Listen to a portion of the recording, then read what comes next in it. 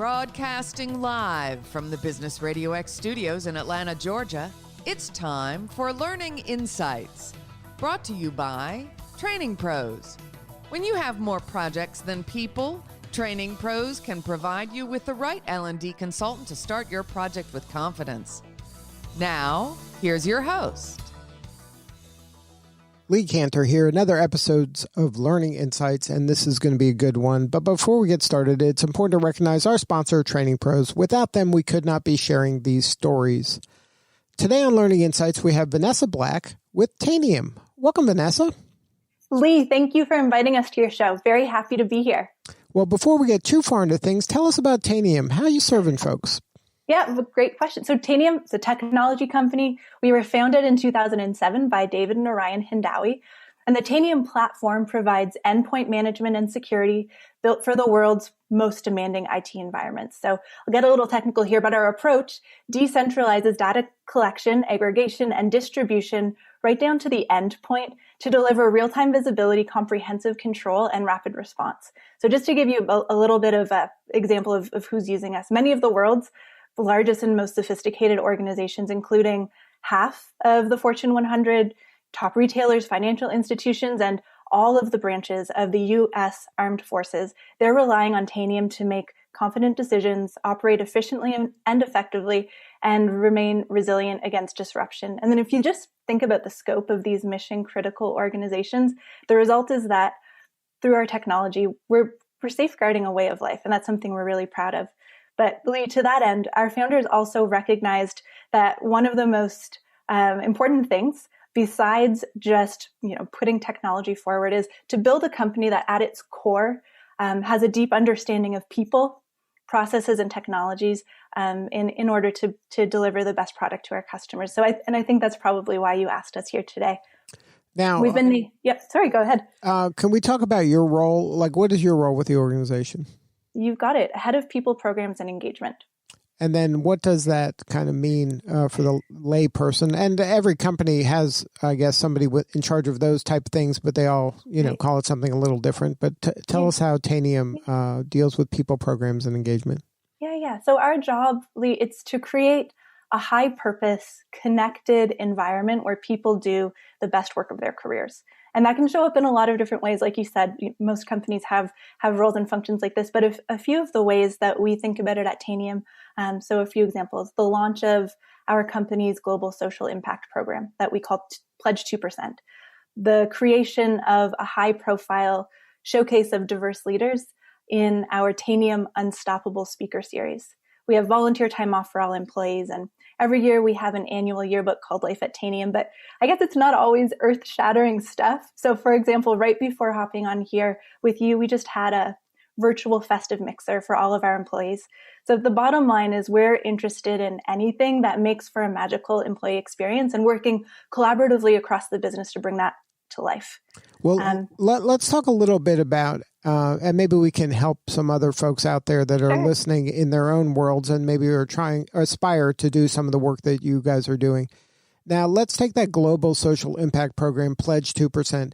Talk to me about how that idea first comes about, because I'm sure there was lots of choices of what initiatives to pursue.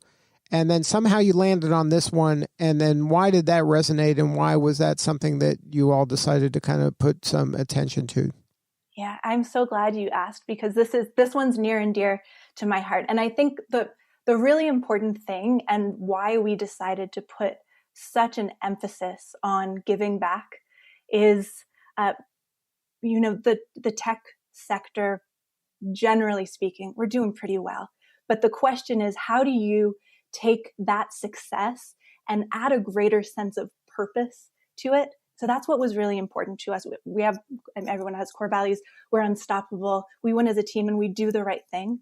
And this is a big part of us doing the right thing, taking our privileged position in tech and giving back to the societies that we work in, our communities, and something that we all feel great about.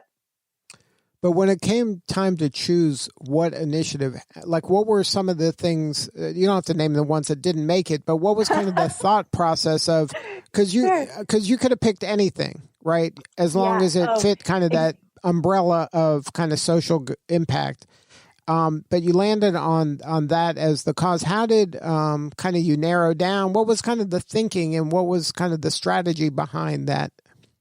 So I'll give you, there are a few parts. The first is I mentioned the program is Pledge 2%. And so as part of that, we have all our employees 2% of their time dedicated toward giving back. So that's about 5 days per year.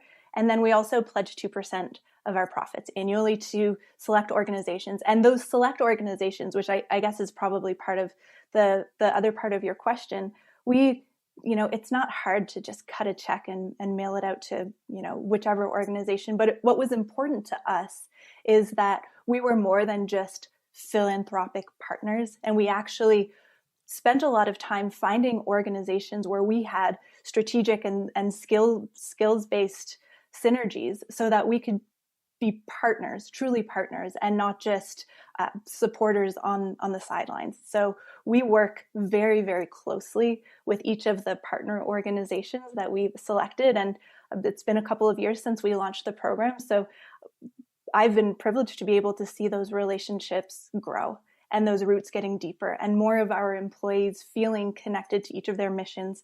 We've been focusing a lot on creating opportunity through education. So that's a big part of our work. And I guess, did that answer your question? Sure. Now, is this something that you kind of have a measurement associated with this? Like, how do you know that if it's working the way you would like it to work? Well, there's lots of ways. I mean, I think, and probably lots of folks listening in on your call, there are multiple stakeholders who you want to make sure that you're checking in really closely with. The first is obviously our employees. So we check in with them regularly through our engagement surveys and ask them point blank, like, how are you feeling about the way that our company is giving back?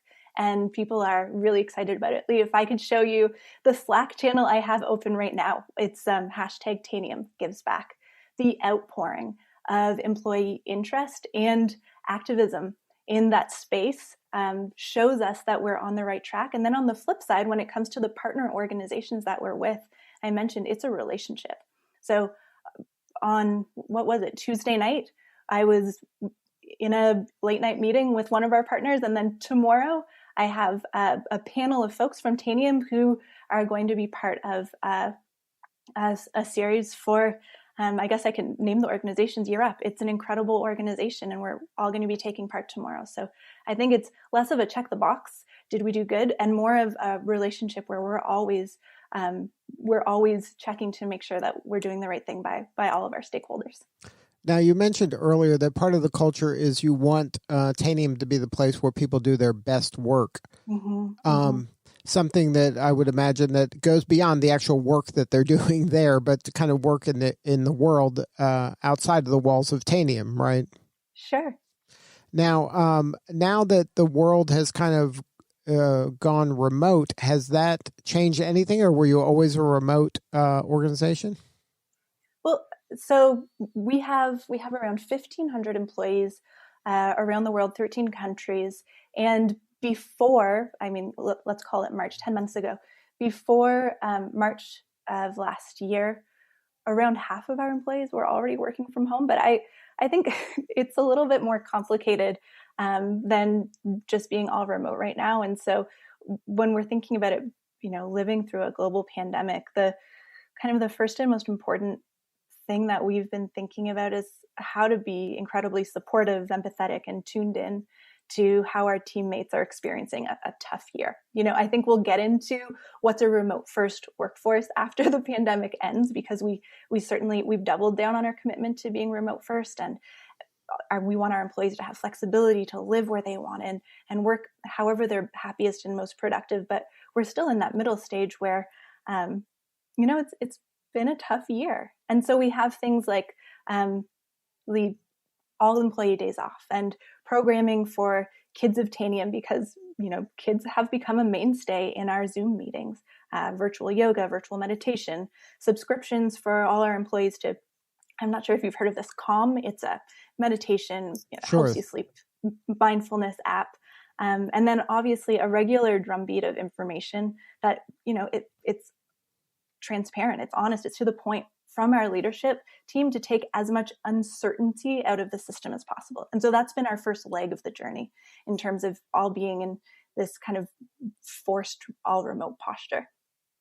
And then do you find that by moving to this all remote kind of workplace that a lot of companies are kind of navigating, that you find that the employees are giving each other a little more grace maybe than they had, pre-pandemic, where people are, it's okay that their kids walk by or the dog kind of wanders into the frame, and people are kind of giving each other a little more slack in terms of kind of accepting that, hey, we're all in this together, and this, we don't have to kind of be all business when it's business. Everything's kind of bleeding together. And the answer, yes. And I think there's something really special about that I don't think we'll ever go back.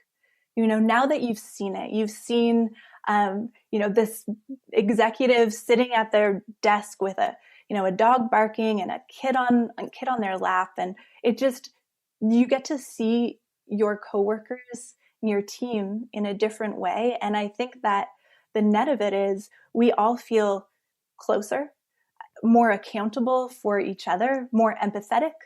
And I think more focused on how not only can we help Tanium succeed and our customers succeed, but how we can help each other succeed. So that, to me, if there's a silver lining in any of this, it's really getting the opportunity and our teams having the opportunity to come together like this.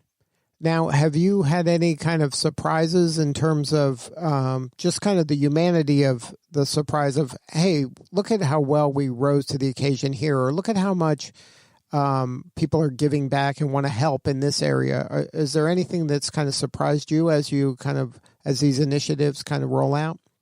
Well, it's funny, Lee, because when everything was happening so fast, but one of my instincts was folks are probably feeling a little overwhelmed. Let's not push too much extracurricular stuff out for them. And so each year we have this, we call it our month of giving, and it is, we all get together, team-based, and contribute to local organizations. So this is a little bit different from our Pledge 2%, which is kind of from the top, super strategic. This is more grassroots. Our employees come together in groups, and we all count the number of hours. We share out what we've done. And so we've done this annually, and I didn't know if people were going to have the energy for it this year. And I wondered if having the risks of engaging with other organizations and other people in the pandemic would hamper some of the enthusiasm. But my gosh, I was blown away by how our team members came together. One, they sourced all of these incredible remote volunteering opportunities. They got together and wrote letters to senior citizens' homes. They gave how to make a mask sewing classes and put them all together and then ship them off to different organizations. And even a couple of times there was something that called Walk My Workday, where we just had a global virtual walkathon and everyone kind of pitched in and donated and then contributed to charity. But I guess to answer your question more specifically, what has amazed me is that unstoppable spirit and the desire to just keep giving even when it's tough, and how folks will come together, even if it's not something that we've handed them on a silver platter. Gosh, they're just doing it anyway, because I think it's because it's part of who we are as a Tanium culture. Now, are you having a more difficult time kind of onboarding new people into the culture remotely, as opposed to when there was a mix of in-person and people can kind of look over someone's shoulder or sit in and kind of have those accidental collisions that happen when you are in person? Yeah, I think that's probably true across the board, but we're not doing it same old, same old. We've been really intentional around completely revamping our onboarding program so that it's much, obviously it's virtual, but much more interactive.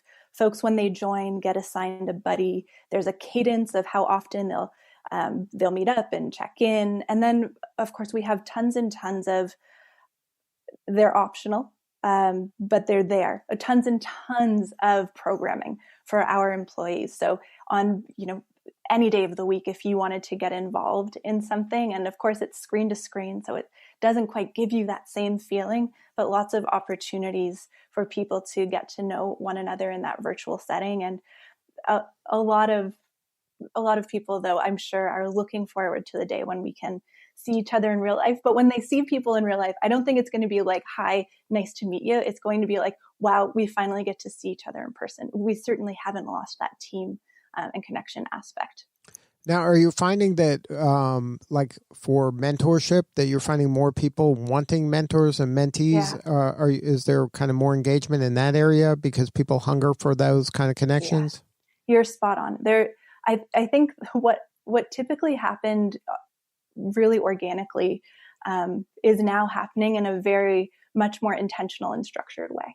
So we have a Tanium mentorship program and guidelines, and I think we didn't launch it with the pandemic, but previously I think people took it as well, it's here, and I can take a look at it for pointers. But what we've seen are people really adding that structure and rigor to the program, making sure that they have their meetup times, being really clear with their managers about their individual development goals and how they can achieve that through these really different times. And then we complement that with a ton of new learning and development opportunities for people, both on the leadership development side and also some just brand new, we really need to be able to communicate effectively in a virtual world, training courses.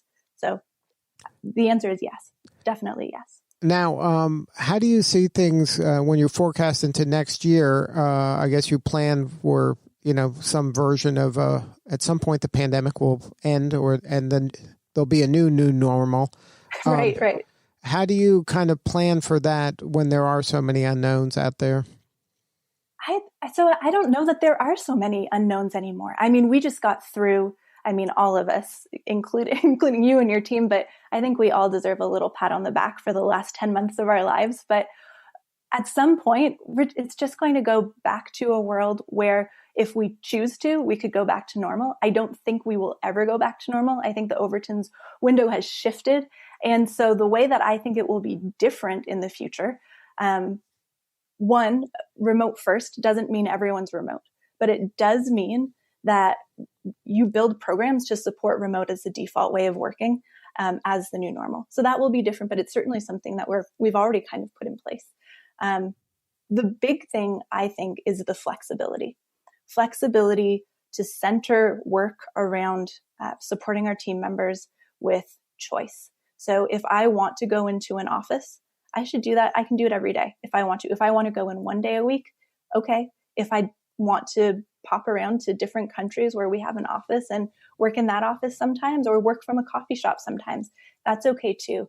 And I think flexibility is actually going to be the thing that takes us to the next phase of work more than anything else. It's the recognition that we can trust our employees to do the right thing and trust them to know the ways in which they're most productive, the ways in which they contribute best to our mission, and also allowing them to center their experience around their needs while still delivering on the things that are critical for their job roles. I think that will probably be the biggest change, and I think biggest net benefit moving forward. And then, so you think that your employees could be anywhere in the world, really, and then as long as they're doing what they got to do, it's not going to matter as much. Like there isn't going to be that everybody's got to move to, New York or Chicago or San Francisco in order to make this go. They can, live in Omaha and they can be just as good as anybody else that's in San Francisco. The future's here. And I don't know, Lee, if you read the news, we've actually moved our headquarters from the Bay Area to Kirkland, Washington, to allow us to tap into a part of the country that offers significant livability and flexibility in favor of a positive business climate, amazing talent, and just a completely different pace of life. And we found, so one of the things that was really important to us, so this, the pandemic, we keep talking about it, but when we realized just how well our team was working together, especially under these conditions, you saw probably some big names make similar announcements, but we said, look, if you want to leave the Bay Area and go set up shop someplace else, we support you. We want you to do the thing that works best for you and your family. And so I think, be where you want to be. And I think that is going to become, we might be in a little bit of a downturn right now. I know Tanium's hiring like crazy, but when we get back to talking about that war for talent, which is kind of cliche, but we talk about it all the time, I think this is one of the things that is going to differentiate a forward-thinking, progressive company from people who are following a model that has been disproven as essential. We don't all need to be co-located, but I will say some savings that we'll have kind of inevitably on real estate, we'll be reinvesting that in some really amazing in-person events, team building experiences. And I think we're all really looking forward to that. Right. I think I agree. I think that that's the future, is kind of, we're all leaning into this world is flat, though. And that means that people can be anywhere. And as long as they're getting the job done, and you do mindfully kind of put in these initiatives that encourage getting together online or in real life, and create those events that are memorable. That's what people are looking for. I mean, we hunger for in person, but it doesn't have to be every day. Yeah, exactly. Exactly. Well, congratulations on all the success. You mentioned the war on talent, so you're hiring, I would imagine, pretty aggressivly. Oh my gosh, we are. How do people get your attention? Like, what kind of skills are you looking for right now? Well, so here, I would love to give you a handful of things that we're looking for, but I will say kind of just the top of the line. We look for people with three main things: intelligence, integrity, and passion. Those are the three big screens. Everything else, I mean, we hope that you have the experience there. We hire based on job competencies, not just, charisma, can you whiz by a question, but really looking for behavioral examples of a time where you demonstrated some of these core competencies for our business. But it's those three things: intelligence, integrity, and passion.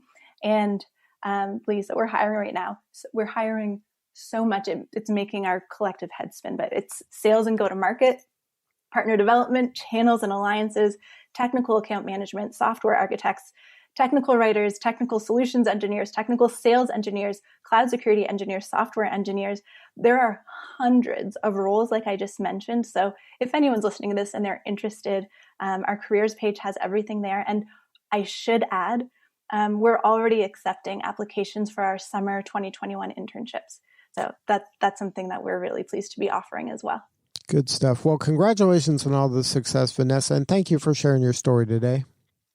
That's great. Thank you so much for having us today. Now, the website for the folks that want to get a hold of you or learn more about what's out there at Tanium? Tanium, TANIUM.com. All right. Well, thank you again for sharing your story. Yeah, it was great talking with you. All right. This is Lee Cantor. We'll see you all next time on Learning Insights. And remember, this show could not be done without the support of our sponsor, Training Pros. Please support them so we can continue to share these important stories. Thank you for listening. For more information about Training Pros, visit their website at training-pros.com.